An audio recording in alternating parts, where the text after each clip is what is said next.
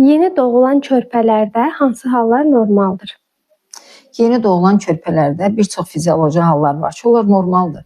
Məsələn, körpənin bələyini açdığımız zaman onların ətrafında titrəmələr, çox analar narahat olur ki, uşağın çənəsi əsir, çənəsi əsməyi, açıldığı zaman bələkdən asqırmalar, bunlar fizioloji haldır, normal hallardır. Körpə niyə çox yatır? Körpələrin ilk günlərdə 18-20 saat yatmağı normal sayılır. Onu yuxudan oyatmaq lazım deyil, narahat etmək olmaz. Sarılıqdan nə vaxt qorxmalıyıq? Sarılıqlar növləri çox müxtəlifdir, müxtəlif səbəblərdən yaranır. Əsasən ilk 24 saat ərzində yaranan sarılıqdan biz qorxuruq, o patoloji sarılıq sayılır. Körpə ağlayırsa səbəb nə ola bilər?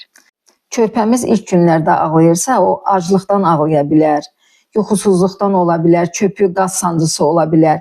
Yox, bunlar yoxdursa, onda başqa səbəbləri bilmək üçün mütləq pediatra müraciət etmək lazımdır. Göbək baxımı necə olmalıdır? Göbək quru olmalıdır. Əsasən 70% spirtlə göbək dibi təmizlənməlidir.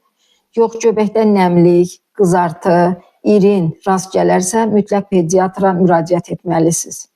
Ana südü niyə bu qədər vacibdir? Gələcəkdə uşaqların immunitetinin yaranması üçün, uşaqların gələcək xəstəliklərə davamiyyəti möhkəm olması üçün ana südünün verilməsi mütləqdir.